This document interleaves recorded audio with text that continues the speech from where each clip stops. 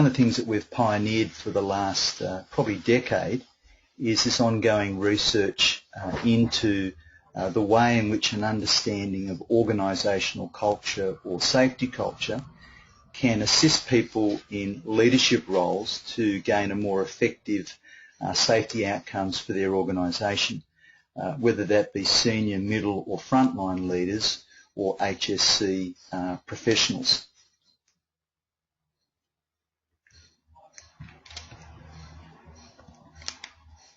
There are four things that I'd like us to think about and discuss this afternoon.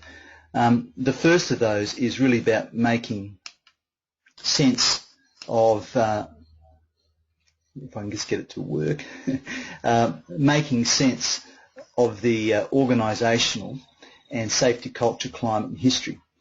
It'd be fair to say that as a body of knowledge as it relates to organisational culture, it's something that really gained currency in the early 1970s, and in the space of safety it really became very much part of the pioneering work of a person by the name of Dov Zohar back in the early 1980s, and certainly came to interest after a number of major industrial disasters that saw significant loss of life.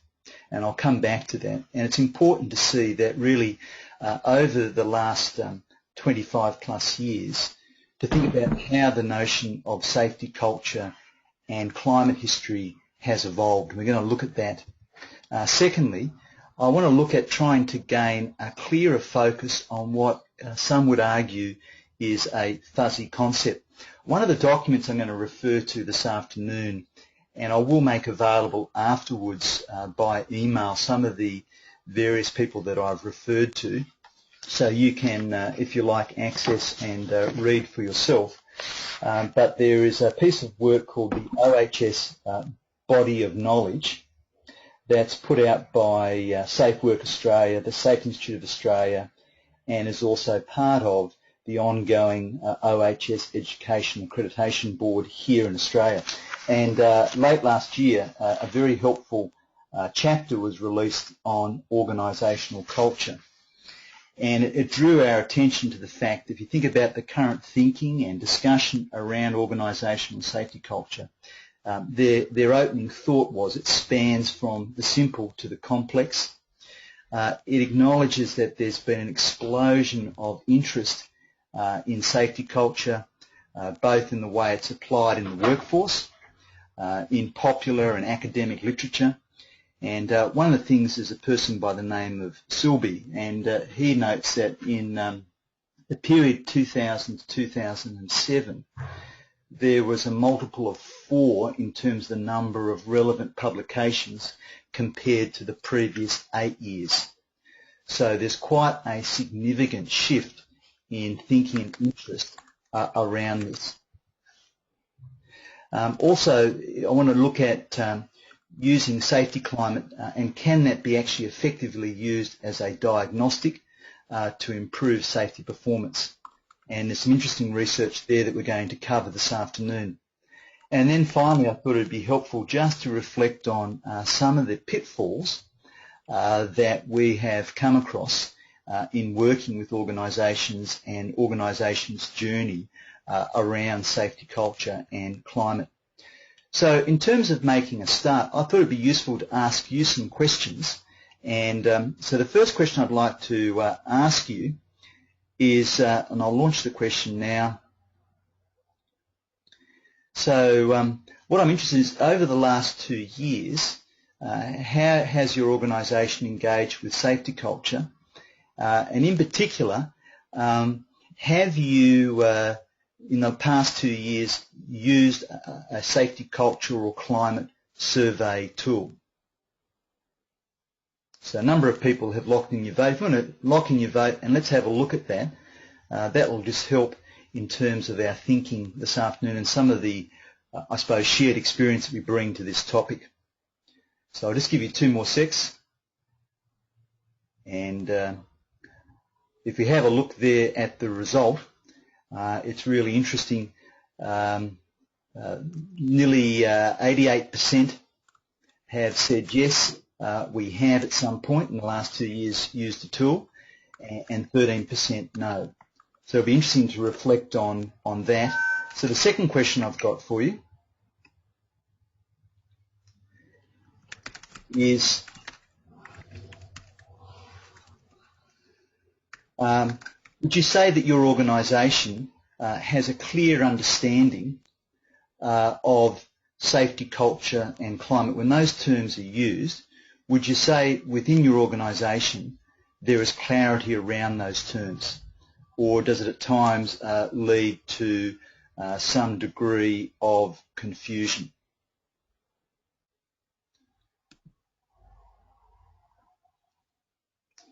So let's give a moment more to lock in your vote.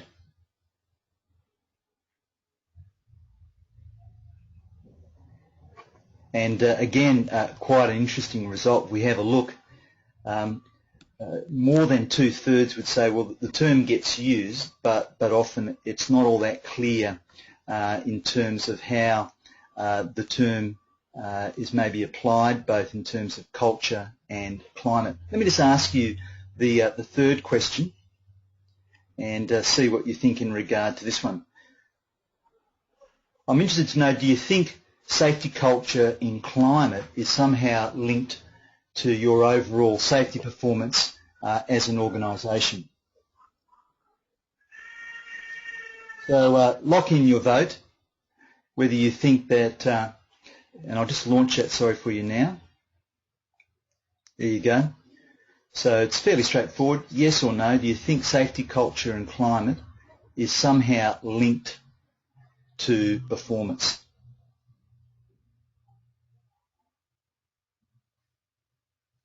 So thank you for that.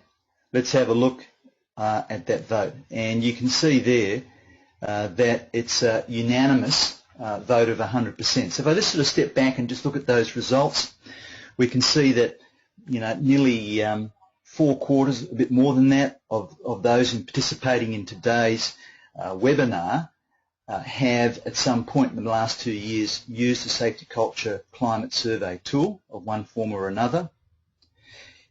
If we ask, does the organisation have a clarity about the terms when they're used, more than 2/3 said no, they don't.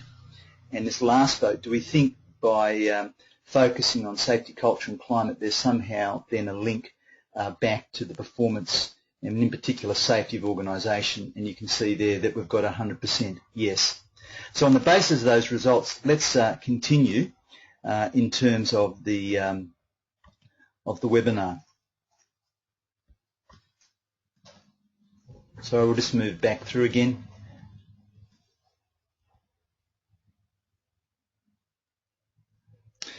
So what's interesting, if we think about the culture and climate history, what's fascinating there is that really, I mentioned this earlier on, it was probably back in about 1986 when Chernobyl, the nuclear reactor number 4, exploded. That was really the first time in terms of an incident or accident investigation the term was actually used. A year later, there was the King's Cross rail disaster and fire in the UK. On the London Underground, a number of people lost their lives, and again, the incident report came back and made reference to the idea of safety culture. That photo will be familiar to many people. The tragedy of Piper Alpha, which we've just remembered, took place some 25 years ago, where a number of people perished. And again, in that inquiry, there was a reference made to this notion of somehow a deficient or faulty safety culture. So part of the concern for people who have written about safety culture and see some of its shortcomings would argue that it's often used to try and describe a complex technical failure in an organisation.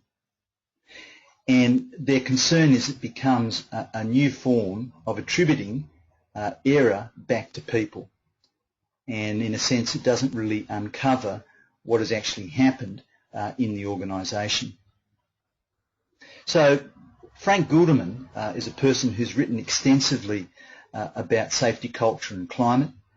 He did a major literature review back in 2000, where he surveyed a large body of writing and thinking and practice in regard to safety culture and climate. And it's interesting, he drew this conclusion that safety culture has become a term to explain everything relating to safety failures that cannot be explained in another way, which is another way of framing up after these disasters. It's almost like, well, we can't quite explain it. We can see a shortcoming in systems and leadership, so the default position must be then somehow attributed to a shortcoming or a failure in safety culture. In the 1970s and 80s, organisational culture and climate gained a whole lot of attention, and there's probably two things that are helpful to actually have a look at here. One is the notion of an umbrella. In the early days of writing about organisational culture, there was this notion of that it was sort of an umbrella. It was like a catch-all sort of concept in describing an organisation. Or others likened it to being like a helicopter, in a sense, by being able to grasp this notion of organisational culture and climate, was somehow akin to hopping in a helicopter and hovering above the scene and looking down and getting more of a macro view of what was happening in the culture. So very much that's how in the very early days, and it's fascinating because when you look at some of the critics in regard to safety culture and climate, they often will go back to these sort of shortcomings, which is very much the beginning starting point, if you like, for the early thinking about organisational culture and climate. In terms of that, I think probably one of the most helpful ways of understanding culture is to use the analogy of an onion. And the idea is that the core, the centre of the onion, is obviously obscured, or you could say it's deeply hidden. And that really represents the basic assumptions and, if you like, the core values of an organisation. And then what happens is you sort of move out through the layers away from the core. It would be argued that it's easier to observe and understand in a more indirect sense and in a more interpretive way an organisation's culture. And so you have to be clear when you actually are looking at this idea of a culture of safety or climate. Are we trying to understand the very core, the essence, or are we looking at the outer layers? If we think about the organisational culture and climate characteristics, Goulderman's actually, I think, provide the very helpful summary of what makes that up. The first is he says that really it's about a construct. And what he's saying is it's an abstract idea rather than a concrete phenomena. It's, if you like, a metaphor. It's a description. And in any sort of description of culture, it's never complete. The second thing he drew attention to the fact is that it's relatively stable. And we've often talked about that as safety professionals, how it takes some considerable time to institute a change in the way things are done in an organisation, or to borrow from Patrick Hudson, the way we do things around here.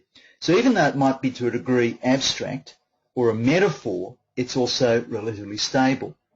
The other thing that's probably helpful to understand, it has multiple dimensions. So you need to be cautious when someone claims, I can help you understand your culture by looking at these one or two dimensions, because that is actually quite a limited perspective and really doesn't pay due respect to the notion of the layers that could be likened in the onion analogy. The other thing that's important is actually shared by groups. So even though it might have a notion of being somehow abstract or somehow that's not always easily defined, it is nevertheless something which is shared by groups.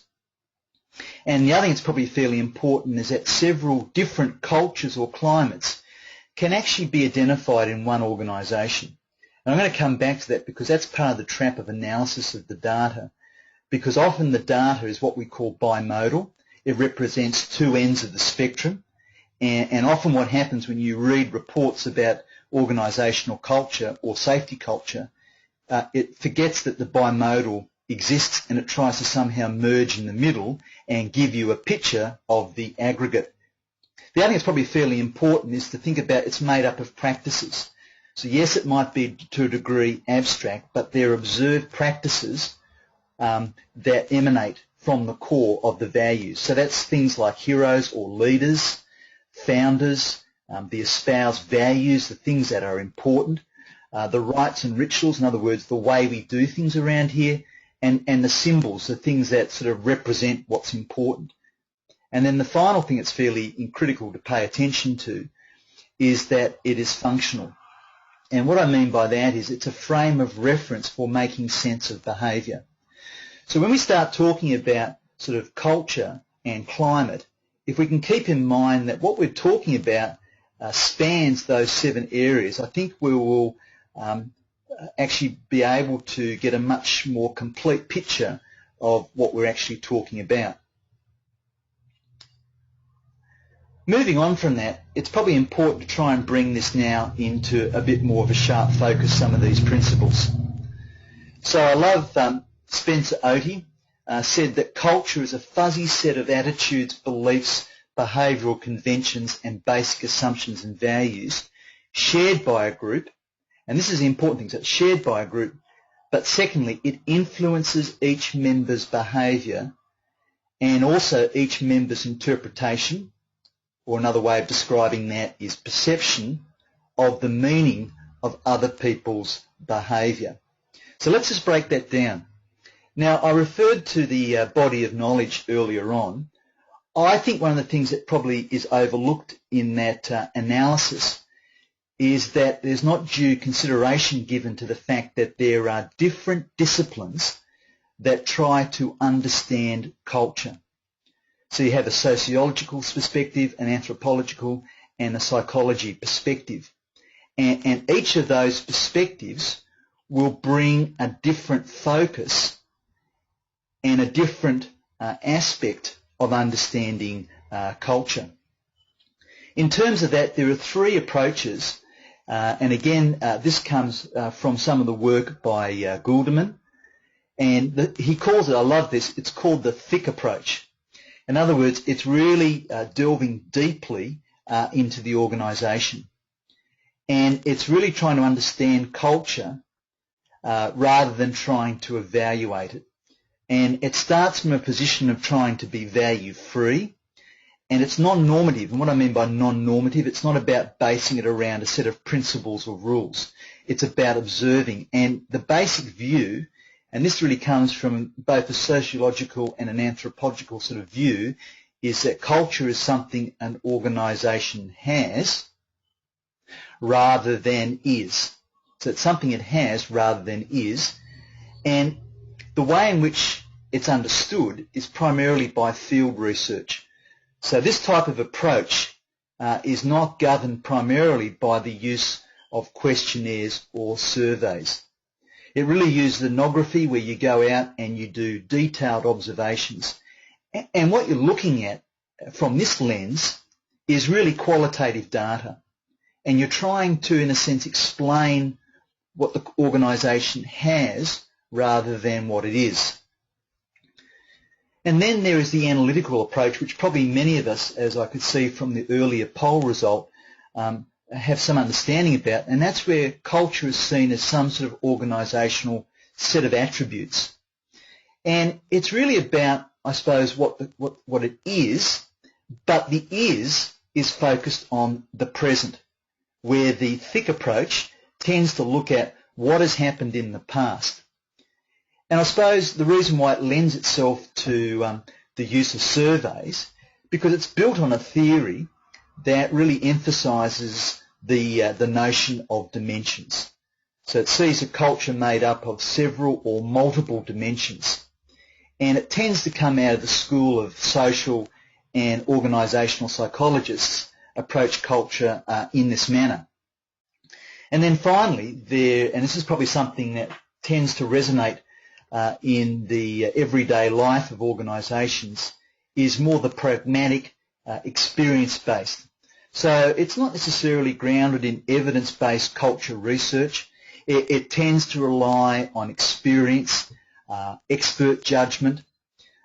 It's more about focusing on generating this future look of what the safety culture could be like. So for many of you, you'll be familiar with the safety culture maturity model, where we sort of start off, and it's badged different ways. It originally comes from the work of Patrick Hudson, but looks at starting at the notion of being pathological, moving to being reactive, to calculative, to proactive and generative. And so you could say that that fits with the notion of a pragmatic model. It comes as no surprise when you ask people in an organisation to identify how they see the organisation currently is and might be like in the future. They rarely have difficulty identifying with one of those 5 types, if you like, of organisational culture. So it's not so much a formal framework, and it's really about the basic underlying assumptions. It's about process, and it's about the organisational structure.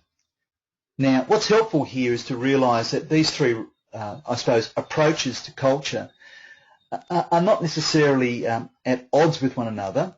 They are actually focusing on different aspects of an understanding of culture.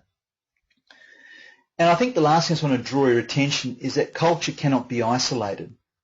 In a sense, culture is imminently linked to structure and to processes.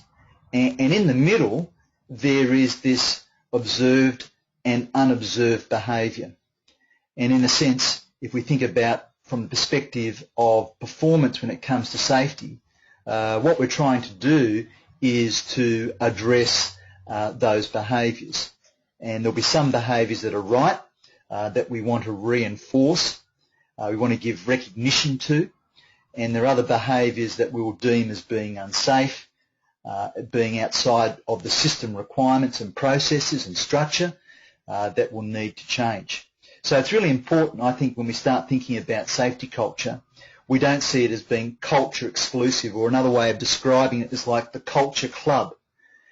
It must be seen to be related to the structure of the organisation and to the processes that are embedded in how the organisation operates day to day.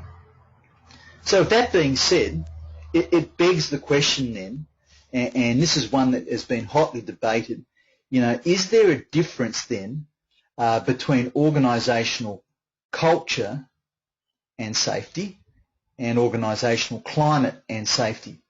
I think one of the helpful things that the body of knowledge has drawn our attention to is probably there's a more effective way of describing it. Rather than talking about the safety culture, it's probably more accurate and more helpful to talk about the organisational culture of safety.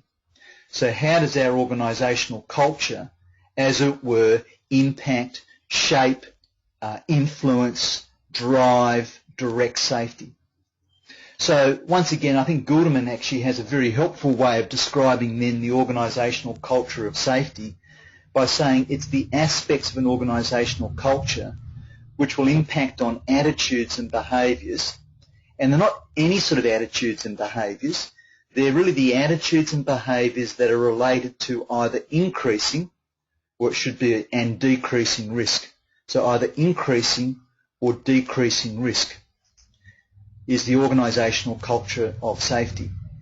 And if you think about it, and often you'll talk about this, this is not removed from national culture. Remembering I'm saying that culture also needs to be understood in the bigger picture. This is not just safety culture exclusive. And so you often hear people from countries who've come outside of Australia will reflect on the Australian approach to managing risk.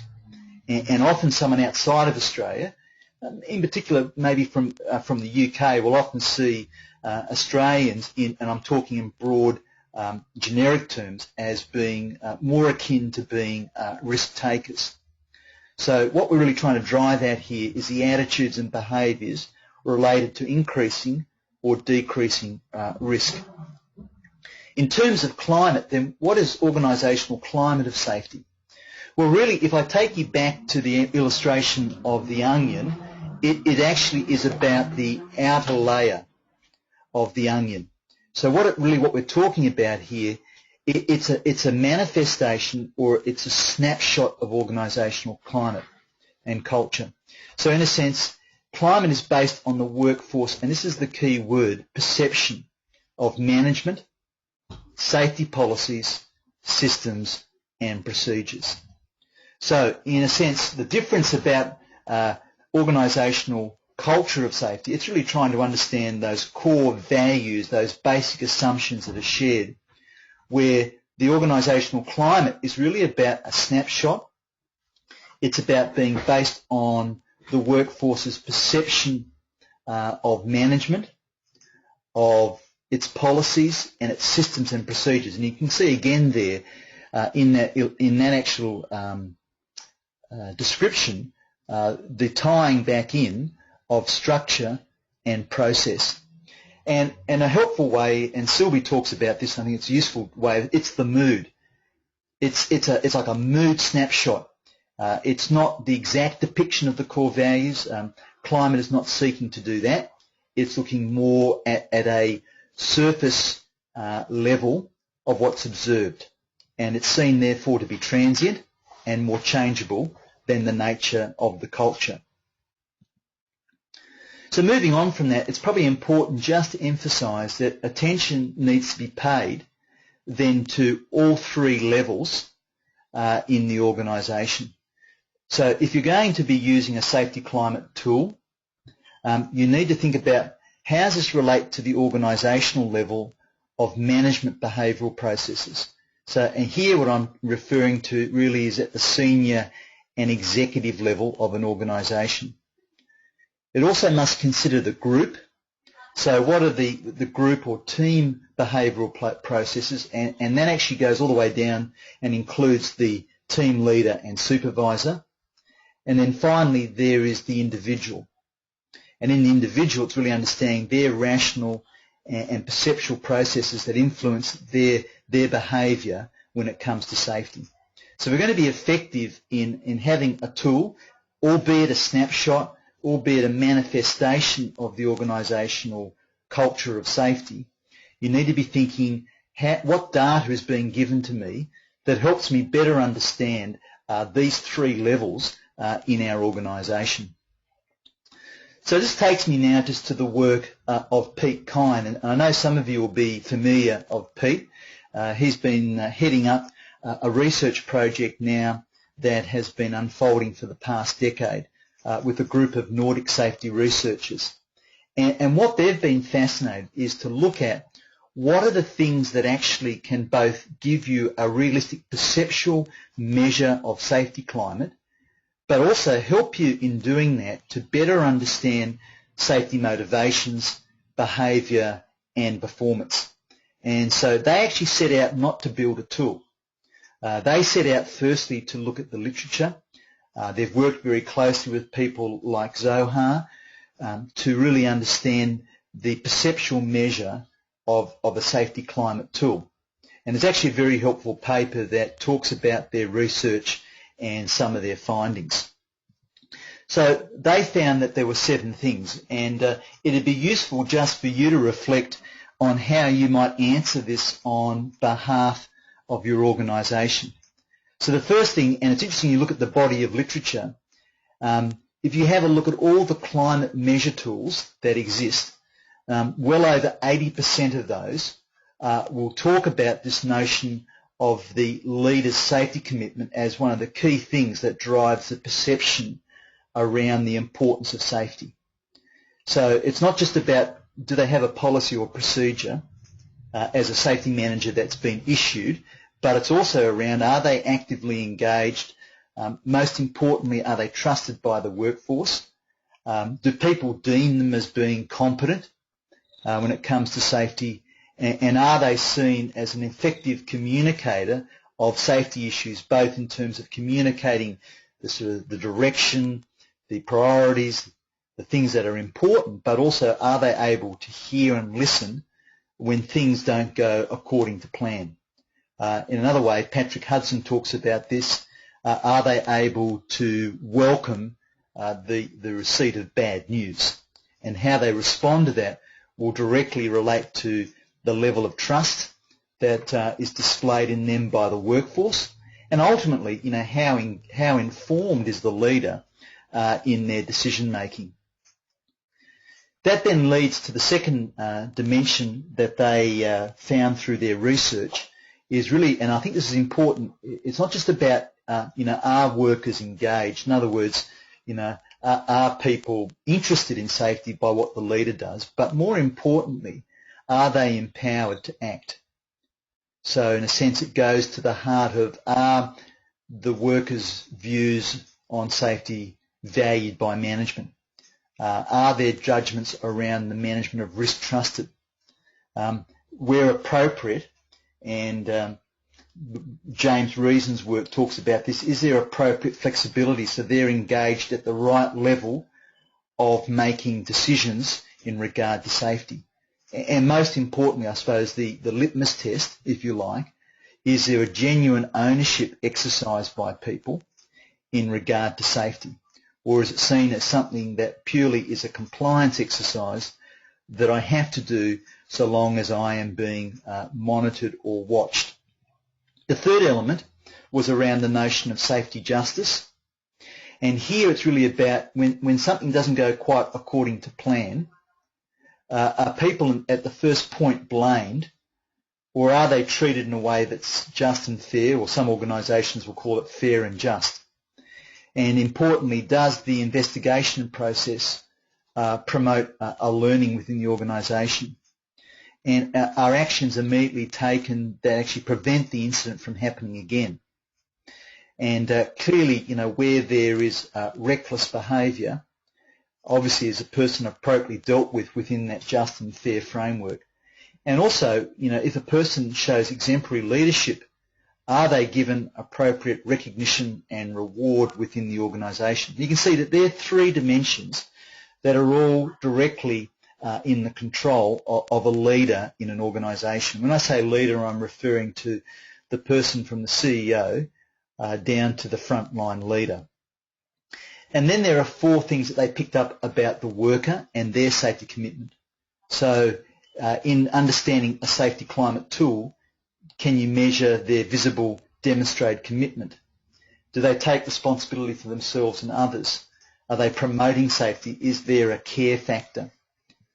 Also, how do they manage risk?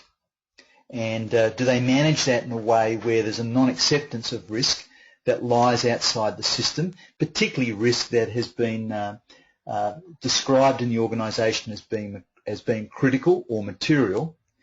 And clearly when something occurs in the workplace and something doesn't go according to plan, so there's a gap between the way work is imagined and done, at that point of decision making, will they then not accept the uncontrolled risk and actually cease the task until that risk is appropriately managed? The last two are really important about how a worker understands, if you like, these outer layers of the onion, and that's around safety communication, learning, and co-worker trust. So this is about how do issues that emerge get communicated and learnt. How do people work safely together? How do people seek solutions? And what's important, it's not just trust in the upper management of an organisation, it's also a sideways trust with those that I work with. And then finally, what's really important, you can see this comes back to Goulderman's earlier view, is the workers' trust in the safety management system. So, in a sense, do they have a confidence in the system that's been put in place to manage risk? Do they see a benefit in the tools that are embedded in that system? Do they align themselves with the goals and objectives of safety for the organisation? And most importantly, when they engage within the system, do they see that system enabling them to work safely? Do they see that system adding value to what they're doing? Or do they perceive it as being a time waster? So that's the work that came for the last decade out of Pete Klein and his team. and it's known as the NOSAC 50. Now, it's one of several tools. I think it's useful because it has a fair amount of solid research that sits behind it, and now it's been rolled out across some 15 countries, and I think now the database, which is a reference database, now has well over 25,000 respondents. And I was talking to Pete just recently, and we believe, because it's not mandatory, you don't have to roll your data into the reference database. By the way, that data is de-identified, and I think from what I understand, the calculation is roughly 60,000 people have participated using the tool. And it's happened here widely in Australia, and there are two large organisations that have incorporated it into their auditing process and management of risk in their organisation.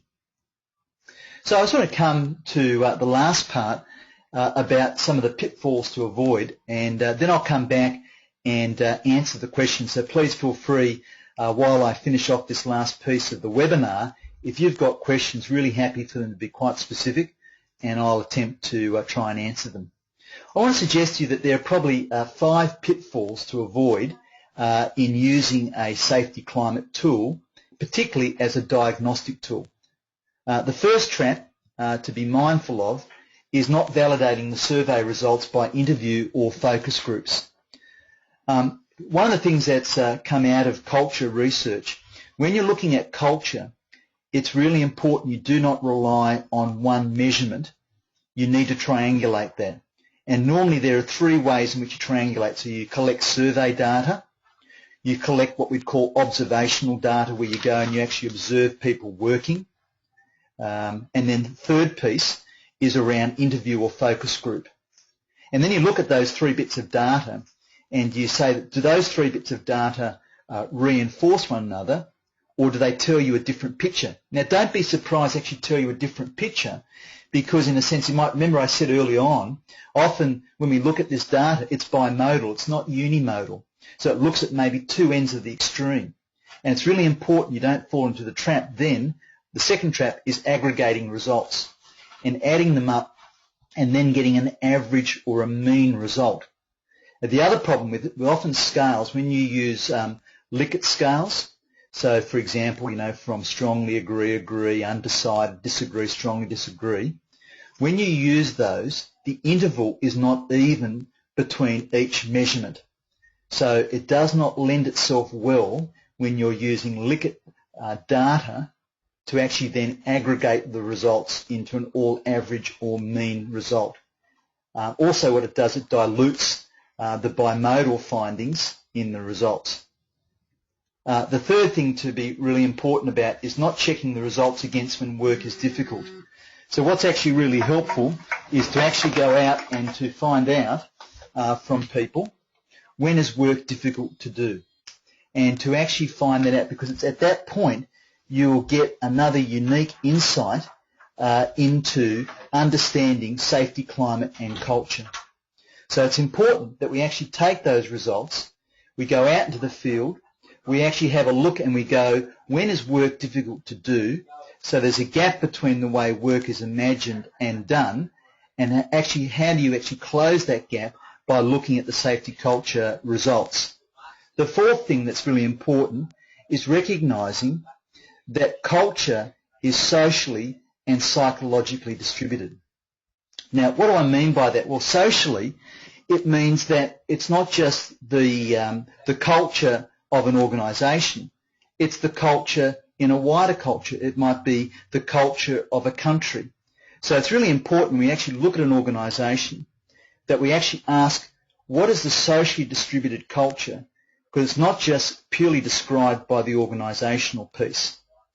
The other thing that's really important is to recognise it's psychologically distributed. And so, as I said about the dangers of aggregating result, it's really important to recognise that there are individual differences. Because someone perceives something a certain way, it doesn't always lead to them actually doing something from a behavioural perspective. And then the last thing I think, which is probably a fairly important pitfall to avoid, is remembering that when we actually look at these results, that the leader does not, and I use leader, it could be a leadership team, it could be a senior executive, don't then look at those results and say, well, here is a recipe now for changing the culture or the climate overnight in this organisation when it comes to safety. It's really important to recognise that what we're fundamentally changing here, if you want to change it at a cultural level, and that's where often there is a fair amount of critique around that, because you're really talking about trying to change people's core values and beliefs. But when it's talking about perception, it's a more transient notion. We're trying to change the way people perceive, understand, or make sense of something. So if we think about that, it's actually it's an easier equation to change than someone's core values, basic assumptions and beliefs about life. But nevertheless, even saying we're talking about the outer layers of the onion, it's really important that we don't simplify it to the point that we actually begin to then communicate to an organisation, well, in the space of 3 to 6 months, we will take X number of initiatives and we will change the organisation's safety culture. Typically, we're talking in time frames more like 12 to 24 months to actually change an organisation's safety climate.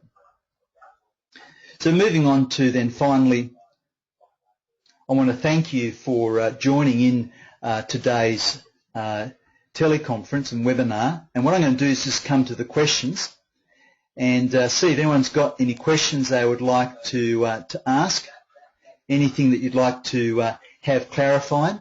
I'm really happy that you might have different points of view that you might want to bounce and see whether or not others might want to respond, and I'm very happy to respond. So can I just ask you now if you'd like to put any questions in, and I'll have a go at then answering your questions. So I'll wait for you to see whether there's any questions that for me to, because otherwise you're going to let me off the hook rather easily. So please feel free to add a question and see whether or not what others are thinking at the moment in terms of your thoughts. So at this stage, I can't see any questions. So let me just make a couple of concluding comments because I'm conscious of people's time, and we'll make sure that we do finish on time. I've mentioned some documents that are useful to have a look at, and one of those I can encourage you is to have a look at the OHS body of knowledge and organisational culture. If you put that into Google, you'll be able to find that. Again, if you like, we can email out to people afterwards the reading list. But what's probably helpful is to draw your attention to the actual conclusion. And one of the things it says, which I think is actually quite helpful in concluding their argument in the body of knowledge, is they point out that there's no definitive model of safety culture. And what they argue is that at times the various theory and dimensions are diverse, and at times they're ambiguous and confusing. And in that, what they argue is that then it's difficult to see a direct connection then between safety culture and then safety performance. And so it argue that, just to pursue safety culture alone, in isolation to everything else, can potentially prove to be a fruitless exercise.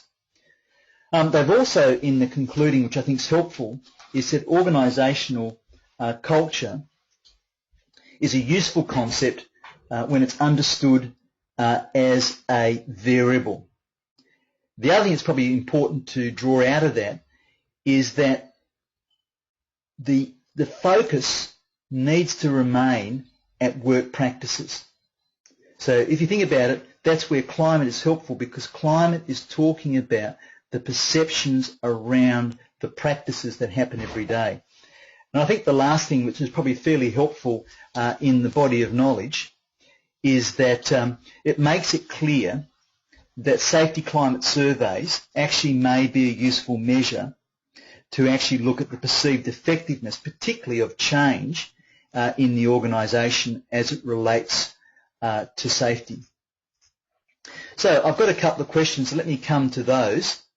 One of those was the idea of safety culture and can it be engineered? And I think that's an excellent question. And I think part of the danger of seeing it as being solely engineered is we actually lose sight of the fact that we're really addressing core values. And so from that perspective, it is difficult to engineer changing a personal or a group shared notion of a core value or basic assumption. So, but if you start at the outer edge of the onion, which is what can a leader do to influence, is probably the word I would use, a person's perception about management's commitment and about the organisation's approach to safety policies, the system and procedure, I would say definitely yes. And I think if you have a look at those 7 areas that are in the NOSAC 50, each of those, I'm sure you can already identify in your organisation that you're actually doing things already to address a number of those areas. Now, the other thing, someone recently used the NOSAC questionnaire and saw the numbers and asking, can you hide the responses when looking at the calculations? What's really helpful with the NOSAC 50 is that there is a very well documented process for scoring, which means it becomes a normative approach for looking at the data. That's also useful because what it allows you to do is then to go into the global database set and compare your organisation against another organisation within your same industry, because the same scoring mechanism was used across the 7 dimensions. And one of the things you'll see, and Pete Kynes is very particular about this, he does not aggregate the 7 dimensions. The view is each of those dimensions brings together the elements that are asked about that dimension.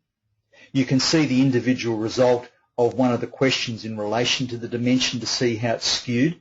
They tend to show the actual data through a spider web type of model of looking at the data, but then each dimension stands on its own as its own separate dimension. And so those dimensions do not get aggregated to give you like a total score out of the 7 dimensions as to the health of your culture. So I'm very helpful. There's a couple of people there who've asked a few more questions in regard to the mechanics of how the numbers are calculated in the NOSAC, and I'm really happy. What I'll do is send you a paper at the end of today's webinar where you can actually have a look and we can discuss further the scoring of the data. So let me just see if there's any more questions that people would like to ask. It's approaching towards the end of the webinar. Well, I want to thank you for taking the time out of your schedule this afternoon to join this presentation. What will happen is the presentation will be put up and eventually emailed out to you, a link. That will happen tomorrow. And also too, there'll be a survey that will come out to you. We just really appreciate your feedback on today's webinar, whether it's been useful and whether it's added value to you. A couple of people have asked for a copy of the reading list, and I'll also make sure that that's forwarded to you. And if you have any difficulty accessing the articles, please let me know. I'm more than happy to arrange those for you. So once again, thank you very much for joining today's webinar, and I look forward to talking with you further outside of this arena. Thank you very much.